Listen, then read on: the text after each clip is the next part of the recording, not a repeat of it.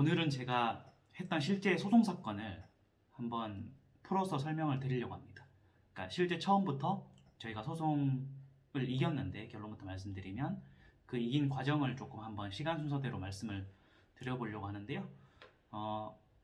보통은 이제 소송을 하게 되면 좀 비슷비슷한 상황들이 많이 생기기 때문에 저희가 소송을 할 때 대응했던 방향과 법률 논리를 좀 알아두시면 아마 좀 비슷한 사건이 이었을 때 실제 소송을 하지 않더라도 어떻게 대응해야 될지 좀 알 수 있을 것 같습니다. 이게 사건이 어렵진 않은데 조금 특이한 사건이라서 한번 브리핑을 제가 해보겠습니다. 시작은 2018년이었습니다. 강원도에 있던 그 제 소개로 어떤 분이 저에게 연락이 왔어요. 그 아는 변호사 동기 소개로 어떤 사건이 생겼다라고 했는데, 알고 보니까 이 분이 이제 강원도에 그 땅 주인이었습니다. 땅 주인이었고 땅이 꽤 컸어요. 컸는데 그 땅을 이제 누구한테 빌려줬던 거죠. 그래서 토지 임대차 계약을 했습니다. 그 월 임대료가 두 개 합하면 한 300 정도 됐던 것 같아요. 그래서 300씩을 월 임대료를 받다가, 그 사람은, 땅을 빌린 사람은 이제 아들이었고 실제 뒤에서는 이제 아버지가 운영을 했던 것 같은데, 계약서는 아들 명의로 돼 있었거든요. 그래서 아들이 어떤 법인의 대표였고, 법인은 아마 그냥 형식상 법인만 만들었던 것 같습니다. 그래서 아들 이름으로 임대차 계약을 체결한 다음에 그분들이 땅에다가 이제 그 모델하우스 같은 가건물을 지었어요. 그걸 지으려고 이제 땅을 빌린 거죠.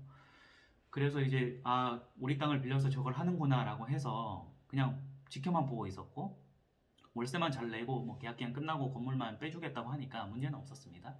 제가 계약서를 보니까 월세를 이렇게 매달 내는 거 말고, 혹시 만약에 그 사람들이 건물을 철거하지 않으면 그 계약서에 이렇게 우리가 철거할 수 있게 해놓은 문구가 있었어요. 그래서 만약에 철거를 안 하면 우리가 강제로 철거하고 그 철거 비용을 상대방한테 받을 수 있도록 그거를 이제 약정을 맺어둔 겁니다.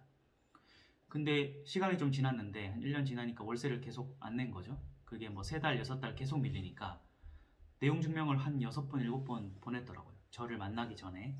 그래서 땅 주인인 그 분이 그 사람한테 월세를 달라 이렇게 내용 증명을 뭐 한 수도 없이 보냈고, 결국에도 안 되니까 저희한테 이제 의뢰를 해서 저희가 대신해서 내용 증명을 마지막으로 한번 보냈습니다. 만약에 밀린 월세를 지급하지 않으면 우리가 강제 철거를 하고 민사소송을 하겠다라는 내용이었죠. 근데 그걸 받아도 아무런 대답이 없어요. 그래서 어쩔 수 없으니까 우리는 이제 소송을 한 겁니다. 소송을 할 때 그 소장을 우리가 써서 보냈고, 밀린 월세가 다 합치니까 뭐 한 7, 8천 됐던 것 같아요. 7, 8천 됐고, 소송 도중에 그 계약서상 그 철거할 수 있다는 문구가 있었기 때문에 저희 의뢰인은 강제로 철거를 미리 통보를 한 다음에 강제 철거를 하고, 철거 비용 2천만 원이었는데 그 2천만 원을 이제 밀린 월세에다 포함시켜가지고 총 소송을 했더니 한 8천짜리 소송이 됐습니다. 그래서 1심을 했는데 조정이 됐어요. 조정이라는 건 이제 소송 도중에 조정실에서 당사자가 합의하라는 건데, 제가 대리인으로 대신 나갔고 그 땅을 빌려 쓴 아들이 대신 나온 거예요. 옆에 다른 사람도 한 명 나왔는데 건축사를 끼고 나왔습니다. 그래서 저희가 합의를 했죠. 저희가 소송 도중에 철거를 했고, 그 다음에 철거 비용이랑 땅 비용을 합하니까 이 정도 된다. 8천 얼마 넘는다. 그래서 지급해달라고 했더니 그분들이 그걸 인정을 하고, 대신에 조정이니까 이제 금액을 협상하지 않습니까? 알긴 알겠는데 금액을 좀 깎아주고 분할해서 납입할 수 있게 해달라 했습니다. 그래서 최종 바로 조정이 됐는데요. 저희가 한 6천 정도, 그러니까 일부는 땅 임차인한테 받고 연대보증을 섰던 건축사가 있어서 연대보증 섰던 사람한테 한 1,700 정도 조정받는 걸로, 그 다음에 그 땅 빌려 쓴 사람한테는 한 5,500 정도, 그 안에 철거 비용이 포함되어 있었는데 깎아줬습니다. 그게 조정이 됐어요. 조정이 되면 1, 2, 3심 할 거 없이 판결이 다 끝난 거거든요. 그래서 저희가 조정문을 받았습니다. 조정문을 받았는데 연대보증인한테는 1,700만 원을 일시불로 다 받았고, 그 다음에 그 땅 임차인은 본인이 이제 돈도 없고 이러니까 100만 원만 주고 돈을 안 주는 거예요. 그래서 저희가 채권 추심업체 통해서 그 추심이 들어갔습니다. 그래서 그거는 이제 추심을 해야 되겠다. 돈을 못 받으면 뭐 어쩔 수는 없지만 우리는 우리 땅을 써야 되니까 철거하는 게 더 중요하니까 철거는 했으니 괜찮다라고 생각하고 그건 이제 추심으로 밀어놨었고요. 그래서 저희는 소송이 마무리됐다고 생각한 겁니다. 근데 한 달 후에 내용 증명이 모 건설사로부터 왔는데, 그 건설사는 우리가 알지 못하는 건설사였어요. 근데 내용이 뭐냐니까, 왜 남의 건물 함부로 철거하냐, 우리가 소송을 무단 철거한 소송을 하겠다 이거였어요. 무슨 소리냐? 우리는 땅 임차인하고 계약서도 썼고 조정도 했기 때문에 당연히 이제 소송 도중에 허락받은 거다 사후적으로 라고 주장을 했는데 그 내용 증명이 알고 보니까 우리 땅을 빌려 써서 소송이 졌던 그 땅 임차인의 증거 서류가 있었습니다. 실제 건물은 내 건물이 아니다 이런 거였죠.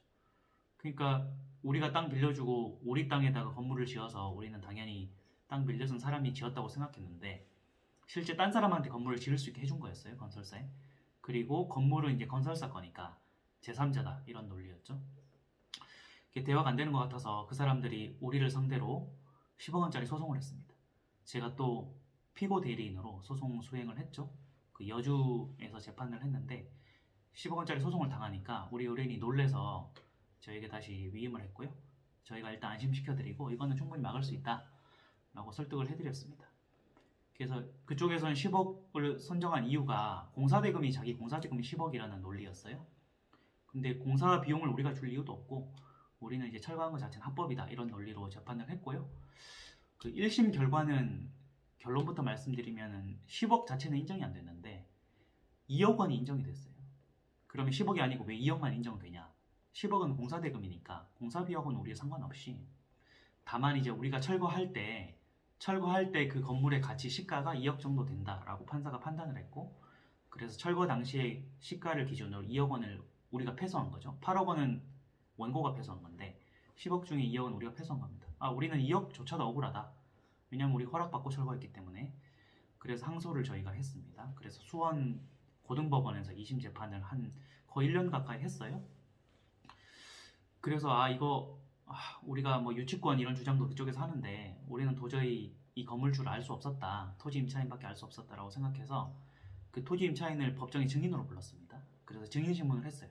너가 이거 건물주한테 안 알려서 우리가 소송 당했으니까 여기에 대한 피해는 너네가 배상해야 된다. 이런 논리였고요. 그 법정에서 약간의 그 허위 진술도 있어서 저희가 위증죄 고소도 했습니다.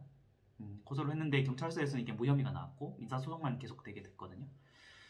그래서 이게 위증죄로도 방법이 없다라고 해서 증인신문이 끝나고 나서 저희가 이제 법률 대리인인 저희가 비슷한 사건들을 서칭하기 시작했습니다. 했더니 좀 유사한 사건에서 손해 산정과 관련된 저희에게 유리한 판례를 발견했어요.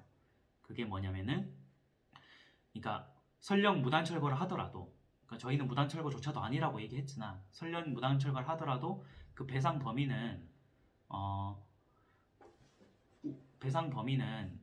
그 전체 시가를 배상하는 게 아니라 어차피 철거될 운명이었기 때문에 철거된 이후에 그 폐자재 있잖아요.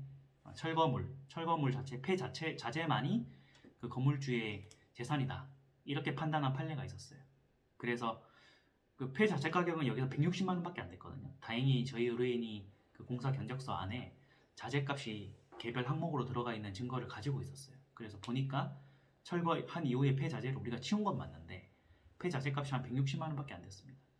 근데 이제 미납 임대료는 훨씬 크기 때문에 저희가 무단으로 철거하고 설령 폐자재를 무단으로 철거했다 하더라도 자재값은 160만 원밖에 안 된다 라고 얘기해. 오히려 건물주가 토지 임차인이랑 무관하다는 자기 스스로 논리를 폈기 때문에 같은 논리에서 건물주는 우리한테 허락받지 않고 남의 땅을 쓴 거다 이런 상계항변을 했습니다.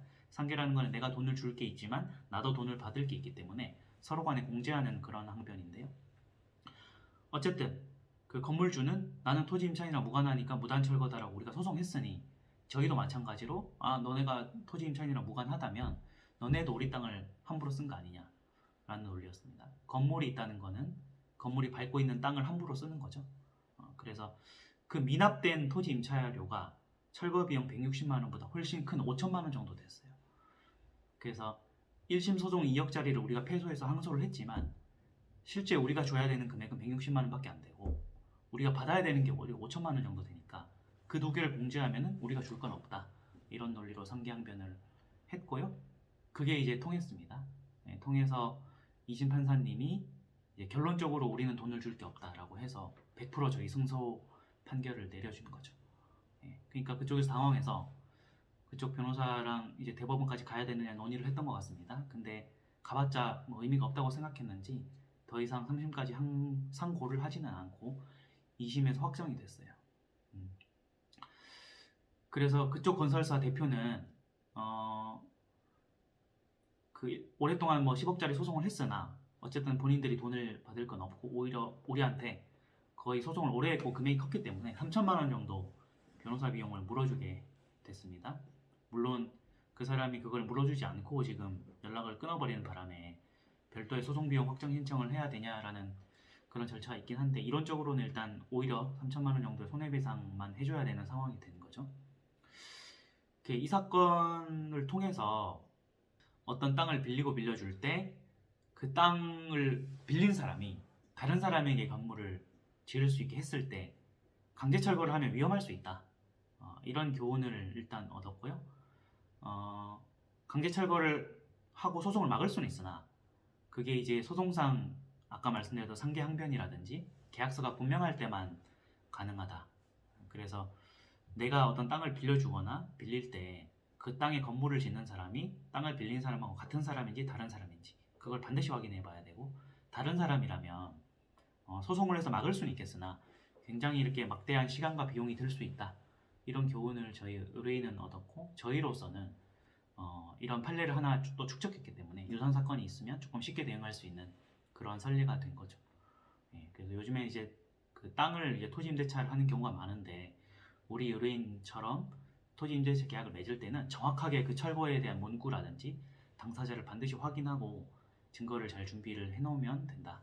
이런 교훈을 얻을 수 있는 그런 사건이었습니다. 한 2년 정도 걸쳐서 여주지원, 수원고등법원까지 했던 사건이고요.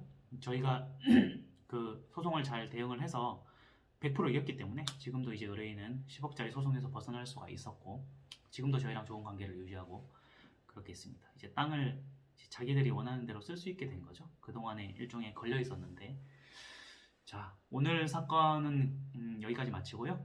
제가 오늘 했던 실제 소송 사례를 한번 말씀드렸습니다. 다음 시간에는 또 다른 소송 사례를 가지고 한번 조금 풀어서 설명하는 시간을 가져보도록 하겠습니다. 자, 오늘 방송은 여기서 마칠게요. 고맙습니다.